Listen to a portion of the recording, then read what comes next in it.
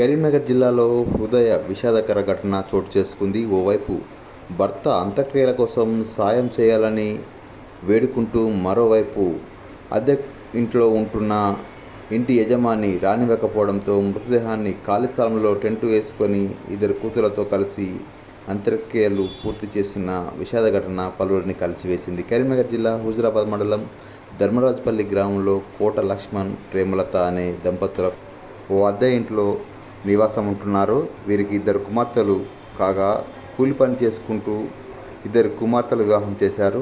అకస్మాత్తుగా లక్ష్మణ్ కింద పడిపోవడంతో గ్రామస్తుల సాయంతో వరంగల్ ఎంజిఎం ఆసుపత్రి తరలించి చికిత్స అందించే క్రమంలో లక్ష్మణ్ మృతి చెందినట్లు వైద్యులు తెలిపారు. దీంతో లక్ష్మణ్ మృతదేహాన్ని స్వగ్రామమైన ధర్మరాజుపల్లికి తీసుకురాగా తను అద్దె ఉంటున్న ఇంటి వద్దకు మృతదేహాన్ని తీసుకువచ్చే క్రమంలో ఇంటి యజమాని తన మృతదేహాన్ని ఇంటి వద్దకు తీసుకురావద్దని తెలపడంతో ఇంటి పక్కనే ఉన్న ఖాళీ స్థలంలో ఓ గుడారం వేసి టెంట్ వేసి మృతదేహాన్ని ఉంచి తన భర్త అంత్యక్రియల కోసం సాయం చేయాలని కోట లక్ష్మణ్ భార్య ప్రేమలత సాయం కోరగా గ్రామస్తులతో పాటు కాంగ్రెస్ పార్టీ నియోజకవర్గ ఇన్ఛార్జ్ ఉడతల ప్రణవ్ బాబు తన అనుచరులతో ఆర్థిక సాయాన్ని అందించారు.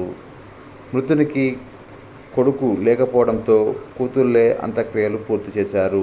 ఈ విషాద ఘటన గ్రామస్తులను కలిసివేసింది.